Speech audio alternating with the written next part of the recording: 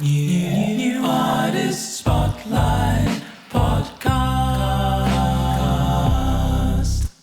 Hello and welcome to this week's New Artist Spotlight Podcast, where each week we interview one of the amazing artists from the NAS community.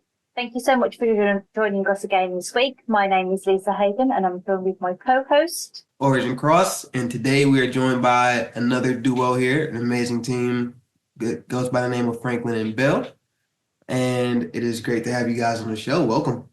Thank you. Hi, man. Thank you. Good to meet you, finally. You too. So just for those who are just getting to know you guys, please give us a little introduction of who you are and the type of music you make. I'm Callie Bell, and Chris Franklin. yeah. And the kind of music we make is a little bit confusing sometimes because I like to do kind of a bit more classical, and you're more into R&B, aren't you? Yeah, all funk and soul. Yeah, so it's kind of sometimes a bit mashed together. We do an eclectic mix of styles. Yeah. But they all sound like us. Yeah. So we have a sound.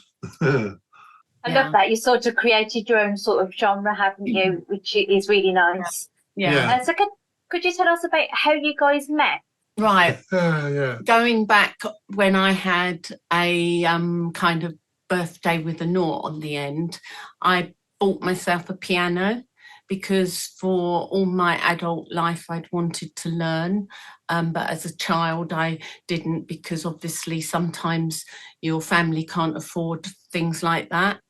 And I basically rang this number. I was given a list of numbers, different people, tutors. And so Chris was my piano tutor. That's how I met him. Yeah.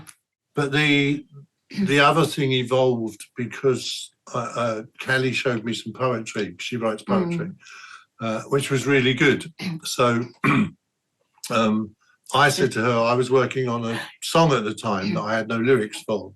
So I said to her, look, I'll give you a song, see if you can come up with a lyric for it, because writing poetry is much the same as writing lyrics, but I think lyrics are harder. But anyway, she went away with that and came back with a brilliant lyric. And the song's called Changing Faces, which is on our first album. Yeah. And it's a really good song. But then I said, oh, it's a shame, we need someone to sing. And then Callie said, well, I sang when I was, 12?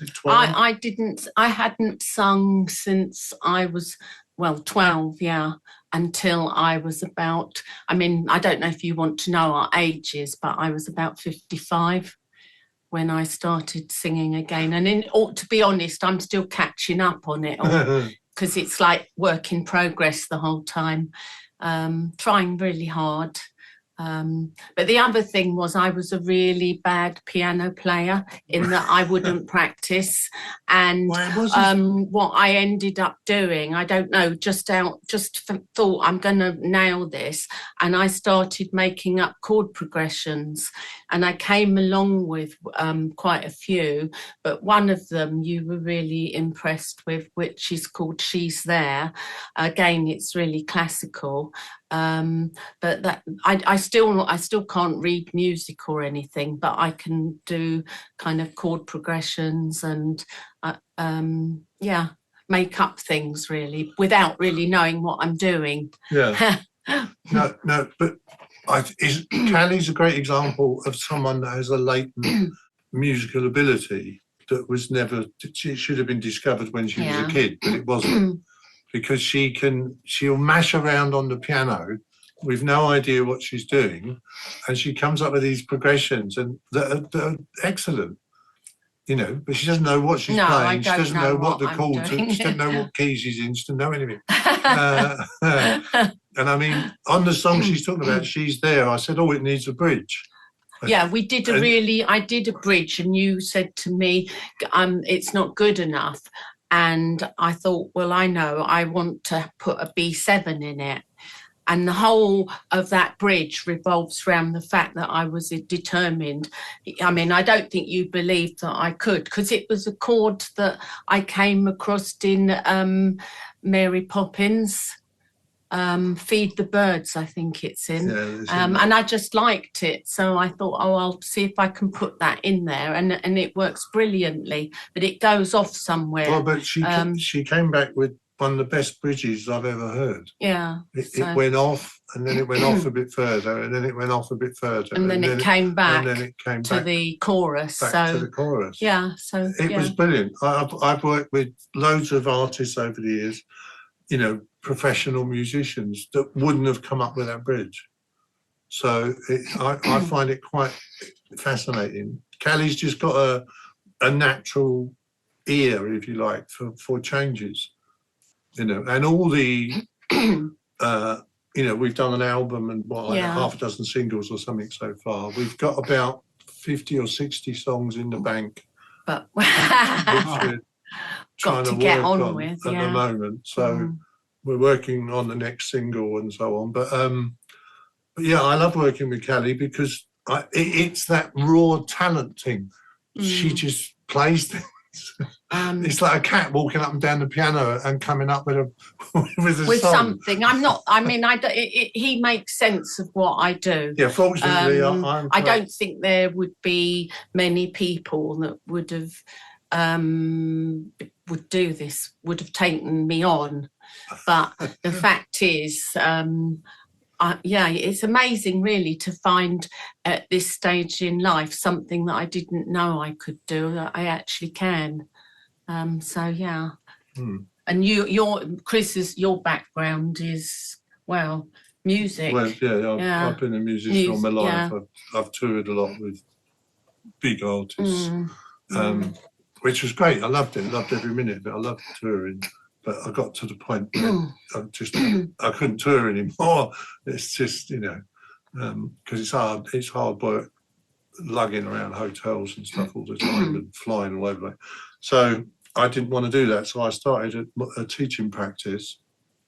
I'm still gigging with this and that, but started a teaching practice. Then I met Callie, so then I stopped the teaching practice because it was getting on my nerves. I love teaching. I love teaching children. Well, it was the COVID thing that ruined my teaching practice because COVID just shut everybody down. And I tried doing teaching over Zoom and I hated it. Couldn't, you know, I want to be sitting next to the student and showing them, you know, and doing it over Zoom. It just didn't work for me. So that ruined my teaching practice. So I said, well, come on, let's just do this. It was actually really during COVID that was when you concentrated on the album Lifelines, which is obviously on Spotify and whatever. But yeah, you really got on, didn't you, during COVID? Well, there was nothing else to do, was there? Yeah. So COVID was quite useful. So I got the album finished. And that's the thing, that what we've realised since then is that really you release singles more than albums. Yeah, what do you think as unsigned artists?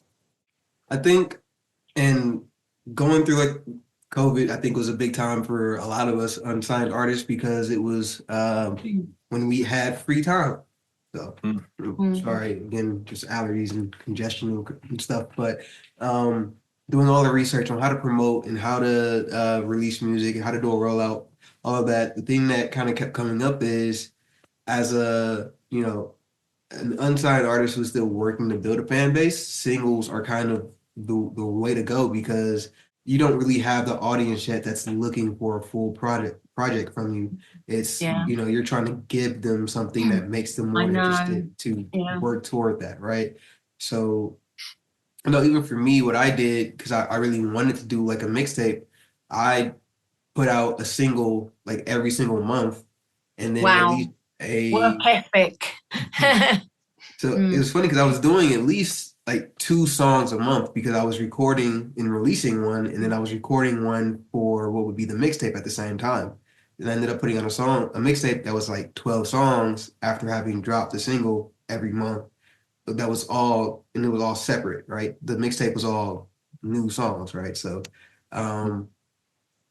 So yeah, singles I feel like are a big part of when you're unsigned and you're growing and you're trying to gain an audience while you're That's what we've been doing ever since. Yeah. We've just been doing singles. We've done 6 or 7 or something like that. We're definitely not fast workers like you are, but yeah. hey. That was a brief moment in history. Yeah. Yeah. Yeah. So yeah, I think that it's kind of been a learning curve, even for you. Definitely, because you're probably a difference with the music. You always thought you put an album out. Well, that's what you used to do. Do an album and then take singles from the album. But it's not not the other way around, wouldn't you? That's the traditional way of releasing music. So that, I mean, but we put an album out to begin with because that was, we had so many songs that we'd done during the COVID thing.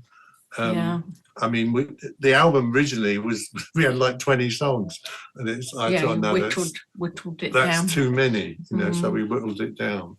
But we've got so many songs written or in various stages of written, but then it's the production side of it that slows you down, isn't it? You know, turning a raw song into a finished production is, and I tend to probably overcomplicate our songs quite a bit.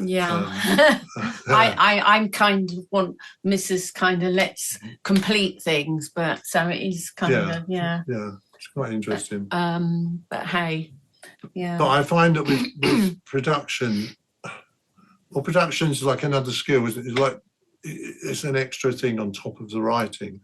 Writing a song, that's great, but then what are you going to do with it? You know, is it going to have brass on it? Is it going to, you know, all the various things you can do with the song. I mean, we've done a few songs that have been just piano and vocal that we've put out, or we've done some where it's piano and vocal, and then a bass appears, or I'll stick a string section on it.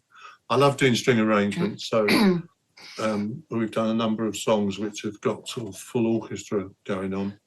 Because I enjoy doing that. So, but if you can do a string arrangement, then that slows it all down a bit as well, because you know you've got to write the string arrangement, and then you've got to find the right sounds, and you know, etc., etc. So, but it's all a learning curve. I mean, I've written and worked with lots of people over the years, but this is our relationship's the longest one, and it's been more productive than all of the professional musicians that I worked with, writing things and stuff like that, because musicians are all over the bloody place. You know, they're all, I've got a gig, or I'm doing a tour, or I'm doing, so it's so hard to get any continuity. And the fact that Callie's not off gigging all over makes life, it's actually better, because we can just concentrate on doing what we love, which is writing songs. Yeah, and learning to sing. Callie's on it. I that sounds like I can't, but he's really a hard taskmaster. Being a Virgo makes him a perfectionist. So you are quite hard to please, aren't you? Yeah. Well, but also, I mean, Callie has come to this new. And I've never worked with a singer. I used to own a recording studio myself, 24 track, back in the day. And you know, all the vocalists that used to come in could always sing better than they thought they could. They just need a producer to bring it out of them. So I'd have singers doing all kinds of ridiculous things. Sometimes they'd be in tears, or you know, but I'd always get nearly every singer I ever worked with as a producer in the studio said, "Oh, that's the best vocal I've ever done." You know, but you've just got to, because what happens is singers, it's such a personal thing, vocals, because if you're opening yourself, because it's the instrument itself is a personal thing. You can't buy a new voice, or you know, like I can buy a new keyboard and get new sounds. So singers, when they, particularly in the studio, they tend to stay safe, unless they're Mariah Carey or whatever. But most singers kind of stay in their lane a bit, so they won't. It's trying to push people outside of what they think they can do. I mean, it probably applies to a lot of musicians, to be honest. Do you produce your music, by the way? Are you producing your own? Well, I don't. I think Lisa may do a little bit more of her own production than I do. I pay producers and I listen to their, the beats they make, and then I just buy them and write to them. Yeah. Okay. Yeah. Yeah, it's different. It's something I do understand because I see what's going on, but I definitely don't think it's something I could learn because it's really hard. Yeah. Yeah, I couldn't do it. I've tried to do it, and that's how I know that I can't. Yeah. But yeah, so I feel like we just have kind of just let you guys kind of interview each other, right? I mean, you guys seem to know each other so well, right? You guys have obviously a chemistry built between you guys. And so I think you guys have been a duo for what, like 7 years and more at this point? Yeah, the album came out in 2020. Yeah. So yeah, we actually, while COVID was on, we filmed a video for what we thought was the single of that album, Give It Time. And where I live, there's fields at the back. We took his keyboard out there. It was absolutely perfect for filming because there wasn't anyone. So it was just us in a field. So that was fun. And that's also doing videos. Oh my goodness, isn't that another skill that musicians now, I suppose some people pay people to do them, but then that's money that you maybe can ill afford. So trying to do your own, I mean, you're having to learn a new skill set, aren't you? Do you agree? Or have you done videos for yourself? Or No, I've never done any sort of videos for my music, but I do edit other videos, so I have a little bit of experience in that. But yeah, it is tricky. I guess it just depends on what software you use. Like going back to the producing, I find that really difficult. I use FL Studio, and I have to watch YouTube videos, hours and hours of YouTube videos to try to figure out what I want to do. With the video editing, I just use software that's pretty easy to use in terms of it's got a good interface, so I can just do what I need to do. But yeah. What do you use? What video editing? It depends. So I do use Canva quite a lot because I find that that's quite multifunctional. You can do quite a lot of stuff on there. But then I also use Adobe Elements to do, like I have a YouTube video where I'm doing Boulevard of Broken Dreams by Green Day, and I'm covering that. And because I played the drums and the keyboard, drums and the guitar in it, so I've done like a split screen sort of thing. So I used Adobe for that because I just felt that was a bit of a better software, a bit more intricate. Simpler things, I use Canva. Yeah, I use Premiere Pro most of the time. But sometimes, I mean, Callie does all of our social media, Callie. I do it all on LumaFusion. Which is an iPad. Which is just, I do on the iPad that we're talking into, I love it actually because it's visual and I'm very into visual. So to be honest, that you can always see that you could do it better, but you have to do it within what's available to you, if you know what I mean. Well, and I think the social media as well is like this insatiable monster that you have to keep feeding every 5 minutes. Very hard. I mean, we're trying to, Callie's now we're trying to do a post every day. Oh, not every day. Well, I'd like most to be. days, well, you I'm do a trying story. to do TikTok. I do stories every day, but Yeah, well, there you go. TikTok, I'm really. I mean, yeah, that's a hard one. And I see lots of musicians on TikTok, and I mean, everyone. I guess there's a few that are really doing well, but it's all about engaging the audience from that 1, 2, 3, and they're off, aren't they? Flicking, scrolling. So your earphone, it's sweet. They keep coming on and off. They keep disappearing. It's like magic. Yeah. 1 minute you've got headphones and then they disappear. They vanish. It's because I've got a blur background on, so sometimes it thinks blurring. it's part of the background, and sometimes it's like, oh, it's headphones.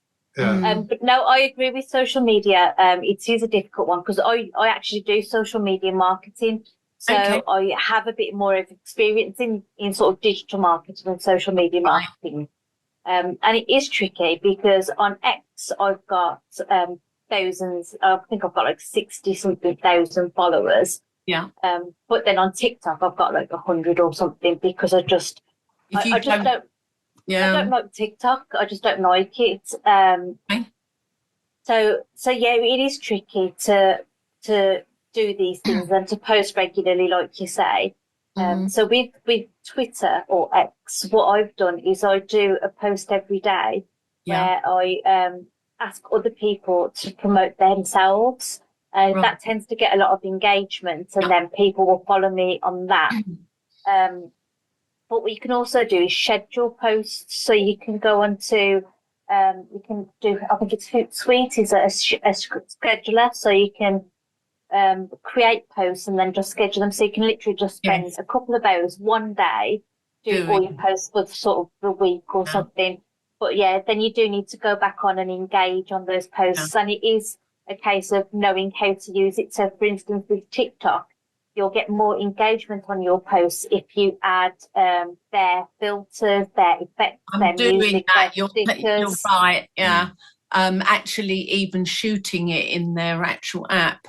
That's the next thing. I did think of that. And one of the things I've noticed on TikTok is when you shoot it, or I started to, and I obviously abandoned it, but it actually it seems to put a filter.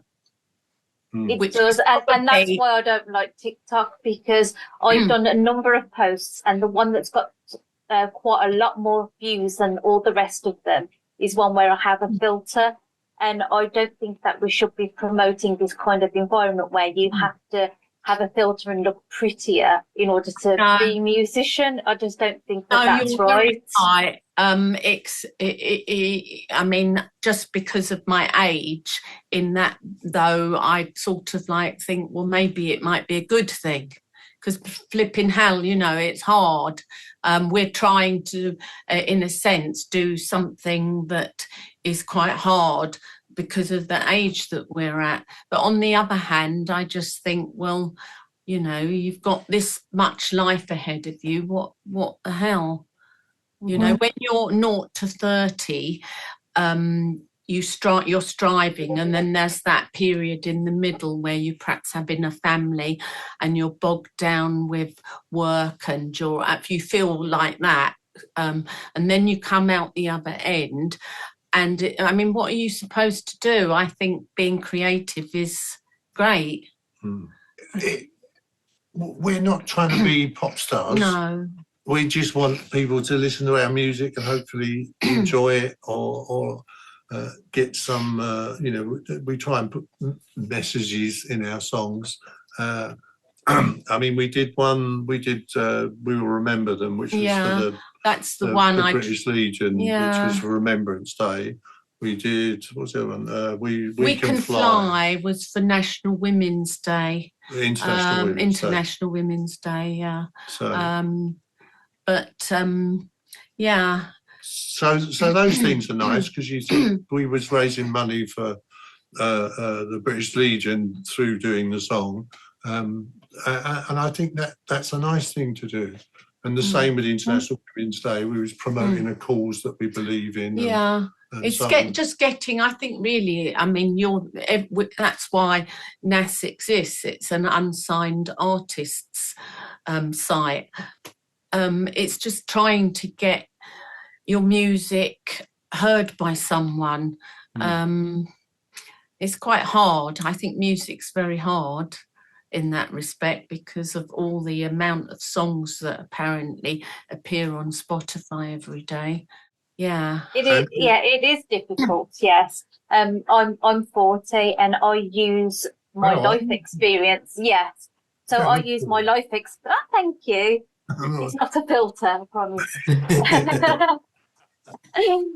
But no, I think age is a good thing because you can put that into your lyrics and you can sort of use your experiences and everything that you've grasped throughout life to write interesting songs. So I've got one song that's about women rise and it's about, you know, women being strong. I've got another one about change the weather, which is climate change. So I think you've sort of similar. We've got climate change one. We just that's one's not been finished. Yeah. It's I think everybody just hopes that maybe one of their songs gets heard by somebody that's got the influence to perhaps give it to an artist that we all know to cover. I mean, that what do you say about that? Yeah. I think that would be lovely, wouldn't it? We all probably would like that. Yeah, absolutely. I've got to be honest, the reason why I started releasing music was simply because I've been told all my life by men that I couldn't do it. So I just wanted to sort of build that self-confidence and put myself out there. So for me, it's just a case of getting people to hear it just because I need to get out of that mindset of I need to hide away and sort of not do these things. I'm just sort of trying to prove to myself that I can do it really. But yeah, it'd be amazing if someone famous, you know, an actual decent singer actually wanted to cover one of my songs. That'd be fantastic. I mean, the whole sync licensing thing, you know, getting your music used in films and that kind of a thing. I mean, we're doing the end titles. You don't know about that, do you? For Mark's movie, we're doing. Oh, are we? Okay. Yeah, we're doing the end title for one movie. A friend, really, isn't it? Yeah, he's a film producer, but so we've got that gig. But when the movie's coming out, I know it's a science fiction-y thing, but they wanted a happy song for the end, so we do happy quite well. Yeah. So, I mean, that's the other thing we try and do as well. We try and make all of our songs positive. Resolve in some way, even if they're a bit kind of a tricky subject. Like the She's There song that I wrote was really all about that person inside us who's always doubting and really we are our worst critics, aren't we, often? The person inside, and that was all about that. But in the end, I resolved that you've got to make a friend of that person. So yeah, try and make a happy resolve on all the songs. Yeah. So we don't want to leave bitter tastes. Although we've got a couple in the works that might be tricky. Well, that one that I'm doing about my children. Yes. Well, we might change the lyrics yet. Well, maybe. Yeah. Your children, you know, I've got 4 children and I love them to bits, but they grow up and bugger off. You know, and it's like, oh, bye. So I'm writing a song about that kind of the grief of parenthood, because it is a type of grief. Yeah. You know. Yeah. Because your children eventually. Well, you bring up children so that they can fly, really, fly the nest, don't they? Yeah. But yeah. I think as parents, right, we set out to raise a kid to be a happy, healthy, productive member of society, right? And then, but no matter what you do as a parent, like that is an individual that is going to grow up and make their own choices and decisions. have their Yes. own hardships and then have to learn from it, because sometimes you can't teach a lesson through any other way besides experience, Yeah, right? yeah, And when you talk about experiences and, just tricky situations and things like that, it really it brings me to a point where we actually all are right now in this podcast, where we're going to go into a tricky situation, maybe some hardships, but we're going to maintain that resolve and get through it and have that positive resolution at the end, because we're going to go into the Quickfire Five right now. And I was working on it. I was listening to everything. I was like looking for that opportunity. How quick? 5 minutes, I think. Oh, okay. So, you know the rules. Quickfire five questions, no more than 15 seconds to answer each question. If you what happens, Lisa, if you don't answer a question within the 15 seconds? Something horrible. Oh, I think what happens is we take all your music off Spotify and we fly you off to the moon with no instruments, so we can't produce any more music. We don't get sent to El Salvador and have our head shaved or anything. Oh no, we sent you to the moon. Oh, the moon. Okay. Yeah. Yeah, just the moon. But I mean, more and more people are going there now, so it's kind of like we're gonna have to start finding a new place pretty soon. But for now, it's the moon. Lisa, you want to start us off? Okay, question number 1. What is your favourite song from the NAS playlist right now? Oh, Right now, Hands Up, Charles Connolly. gosh, well. Quick. Oh, I don't know. Isn't Time Out in there? Time Out, Sano Hill, Yeah, you like? Yeah. I like that. Sano Hills. Time Out. All right. Question number 2. If you could have the singing voice of any other artist throughout time, whose would you pick? Levi Stubbs. Barbara Streisand. That was nice and quick. Well done. Right, question number 3. What song would you like to have played at your funeral? One that we've written called Outside Time, because it's about being dead. It's from the passed over person's perspective. Yeah. Yeah. I would like to have She's There As I Arrive, and then I would like to have As It Goes in Off Through the Curtains, Adagio of Spartacus, which is classical. Yeah. Was also the theme to the Eden line. Yeah. Yeah. Right, that's done. Next one. Next. All right. What are your personal favorite songs of all time? Of all time, what? Any song? Yes. You mean? Oh gosh, I wasn't expecting that. That's the Way of the World by Earth, Wind and Fire. Oh gosh. Oh no, I can't think of one. Come on. Oh. I've got so many. I mean, I could run a list for the, take up the whole show. I kind of like fluctuate. Well, quick. Oh, I don't know. Look, we're going to get sent to the Oh moon. no. You don't get your Everything She Wants by George Michael. See? That'll do. Okay. I like it. Okay, last and final question. If you could have a dinner with any famous person, who would it be? Ooh. Past or present? Vivienne Westwood, but she's dead. That's fine. Yeah. Okay. I think because she's her she actually never actually did a course in tailoring. Did you know that? She kind of taught herself. Yeah. So like you with music. Yeah. Who would I have dinner with? Anyone in history? Mozart. Oh, that's a good one. For obvious reasons. I'd love to know. There's so many things I'd love to know about Mozart, but his hyperactivity. I'm absolutely certain he's got ADHD at the very minimum, and I'd love to know. Yeah. To actually meet him. Plus his music. He's a Mozart or Beethoven. A Beethoven I love as well. Or the list goes on forever, doesn't it? Good news and bad news. Well, I'll start with the bad news. You guys most definitely are getting sent to the moon. I'm going to make a phone call to Daniel Ek, CEO of Spotify, and make sure that all the music is taken down before the end of the night.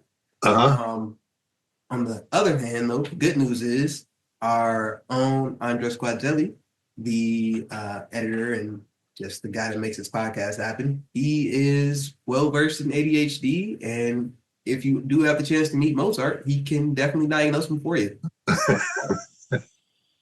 Well, I've got 4 children, all got ADHD. So. Oh, really? Yeah. Yeah, it's great fun. I have one and I can't keep up with him. Right. Yeah. I wouldn't be surprised if my son has it. But I do want to give you guys obviously the opportunity to have your song played today, right? So give us a little bit of the background to this particular song. We're playing "It's Time." Is that what it's called? Or This time? Yeah. This time. Sorry, this time. And yeah, how did you guys come up with it? What's the inspiration? And give us a little bit of backstory on how it came. But this is one of Callie's compositions originally. She mashed on the piano and come up with that set of chords. Go on then, tell them the story. Yeah, and then you made sense of it. Well, yeah. What do you mean the story? What it's about? The song, yeah. Yeah, it's basically a woman who can never get enough love, really. And that might even include the fact that she doesn't really love herself. So she's very got a deficit of love.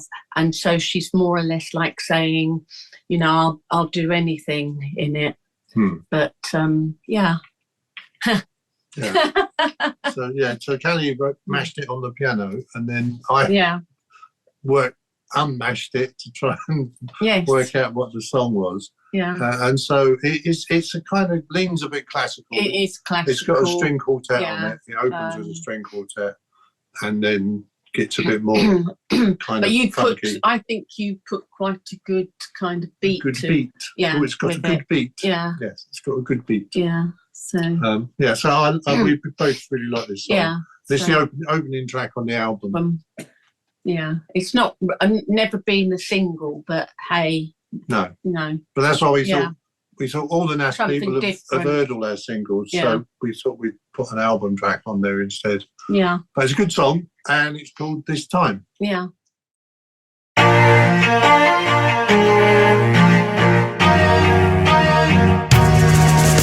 Sometimes I get ahead of myself by wanting that little bit more. Oh, sometimes I'm just too eager to love, need someone to make me secure.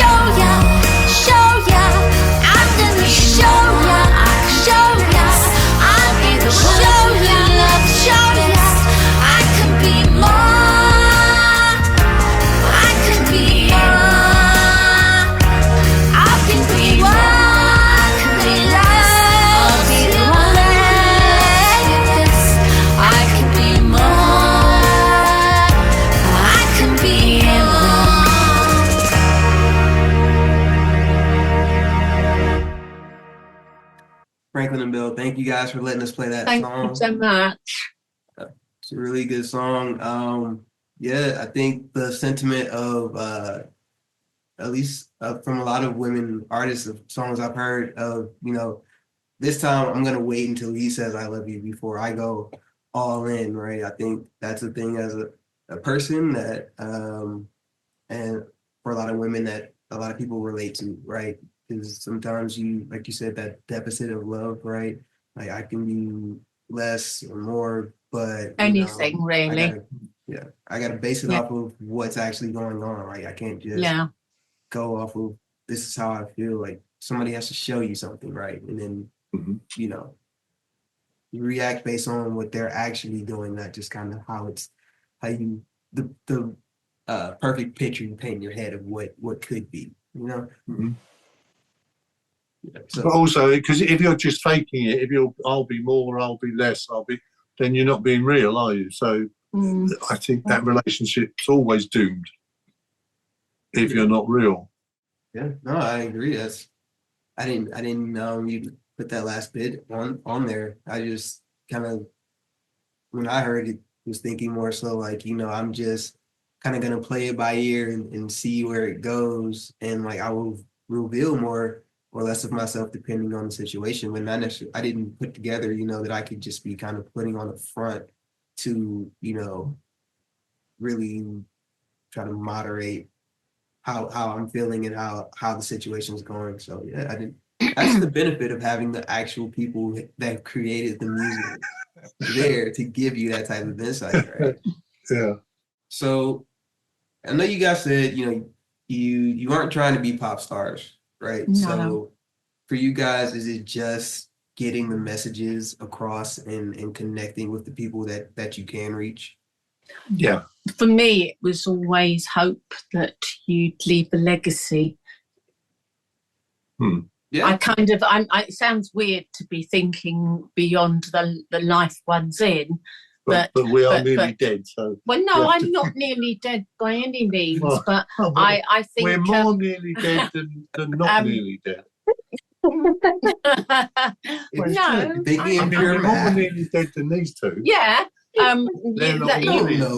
You can't really say in a sense because everybody's lifespan is different, and some people's but on the law of averages. On the law of averages, yeah.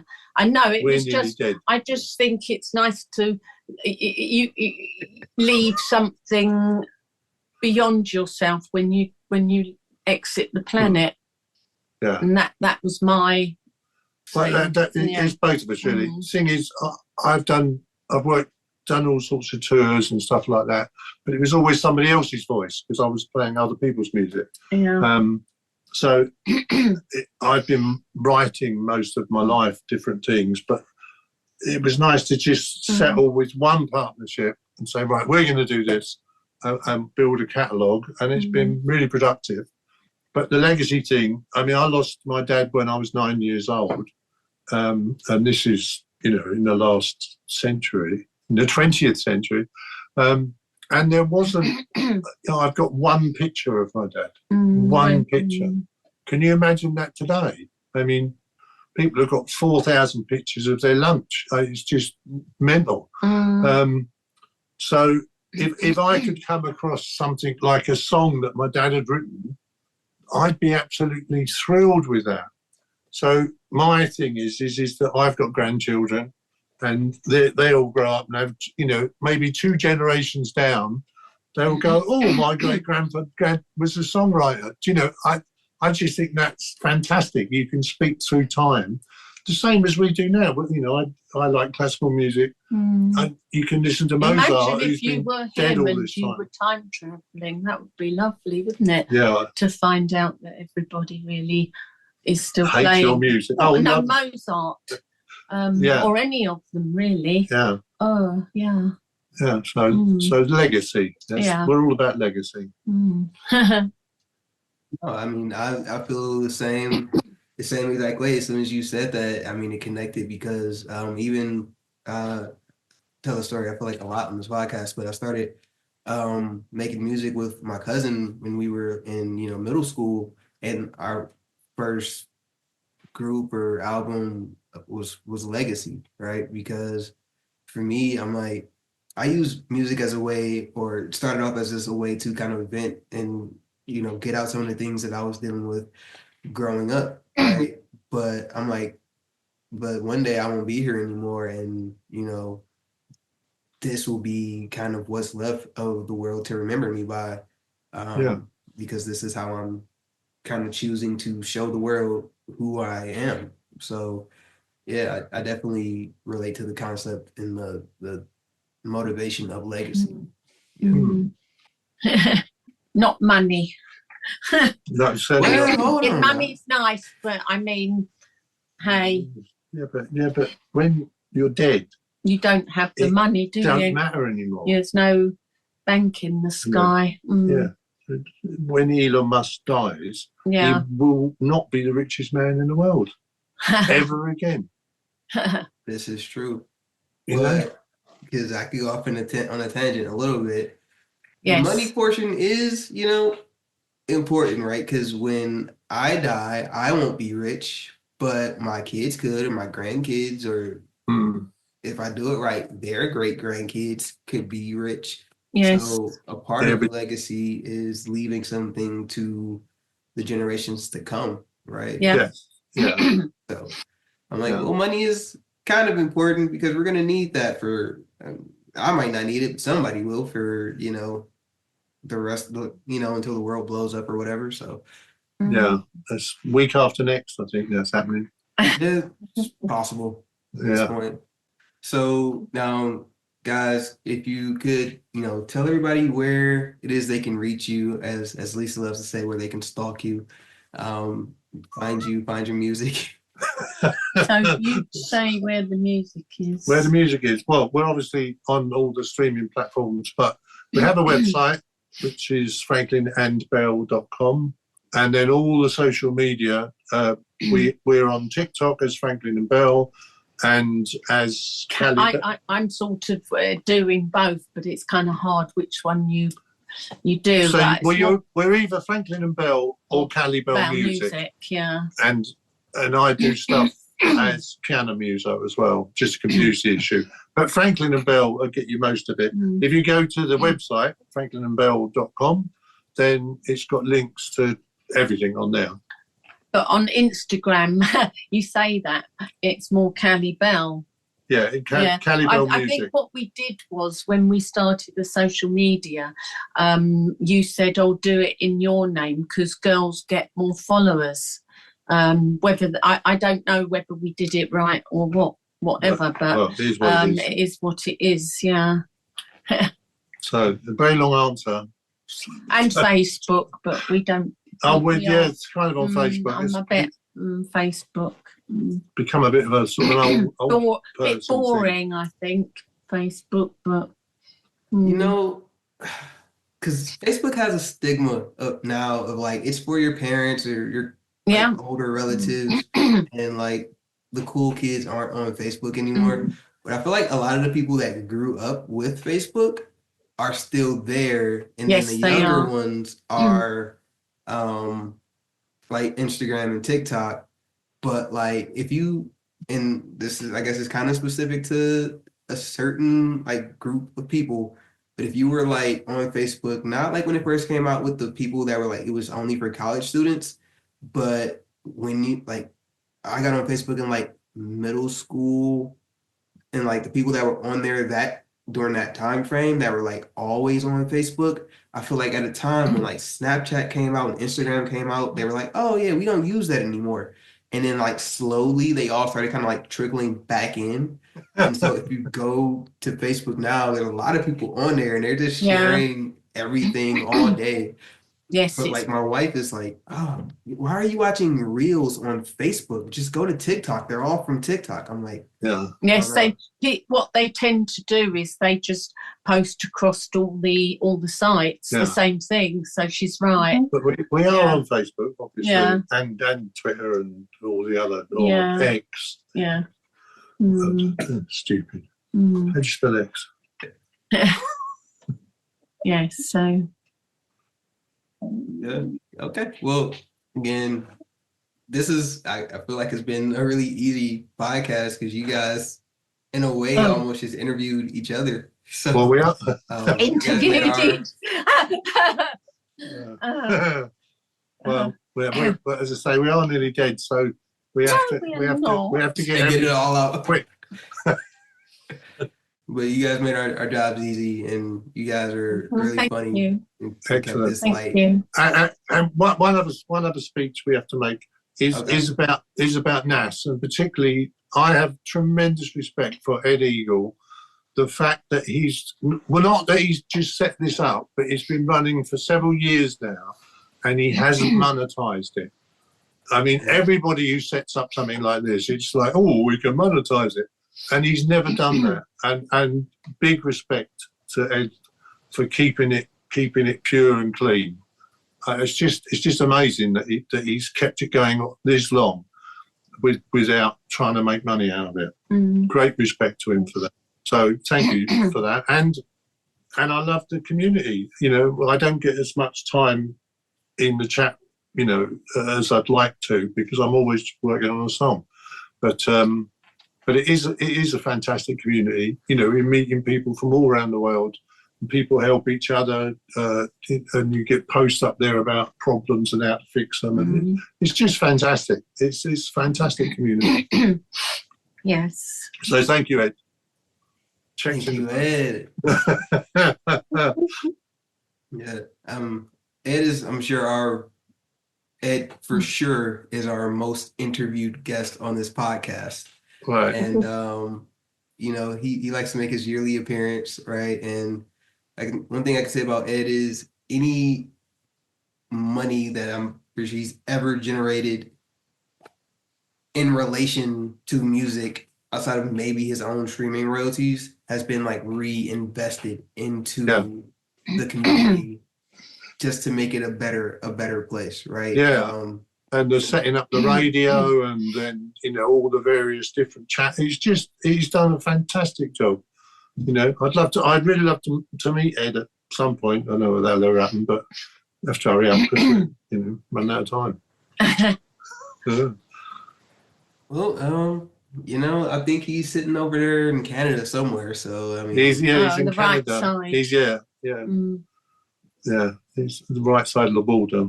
He's probably batching up fentanyl, isn't he? wow. Can't cut Can't that call out out. Ed like that. I mean, you want to be the Make guy money. that got Ed caught for putting that on the internet. Now he has to go down. Yes, no, I appreciate that. Appreciate you guys making sure that you got to give the community, give Ed his props. Again, he put us together, right? So man knows what he's doing. He makes good calls, and he's in it for all the right reasons, because like you said, if I did something like this, I would be making money. So I'm glad that there's somebody out there who's good enough and pure enough to give this to us and not be you know, monetizing us. Yeah, it's fantastic what he's done, and you know, big props to him for doing for putting it all together and keeping it pure. Yeah. Keep it real, man. So thank you guys again for Thank you spending so some time with much. us today. Oh, it's been a pleasure. Thank It's been great to meet you, man. Thank you. And you, Lisa. Yes, it's been lovely to meet you too. It's been great to get to know you both a little bit better. Good. And you've been Thank you. fantastic guests to have. Oh, You said host almost. I did say host. Did host a little Yeah. bit. I got didn't confused. Yeah, we'd like to they? Asking thank us questions to get us involved. I was like, oh, that's nice. thank you both for coming on the Thank Franklin you. and Bell show. Yes. Thank you. Hopefully it's not the last time. And clear. Listen, the shout out to everybody who is helping support the community, everybody who's keeping everything running. Again, all that we have here is based on the hard work of volunteers within the community, right? People running the radio show, all the different podcasts and initiatives that go on within the New Artist Spotlight. So thank you guys. Thank you guys to everybody who is maybe external to New Artist Spotlight, but is giving us opportunities and making us more available and reachable to the masses, right? Yeah, absolutely. Oh, thank you, Lisa. Thank you, Franklin Thank- and Bell, Chris and Callie. Thank you. And peace out, everybody. Thank you. Bye. Thank Bye. you so much. Thank you. New Artist Spotlight Podcast.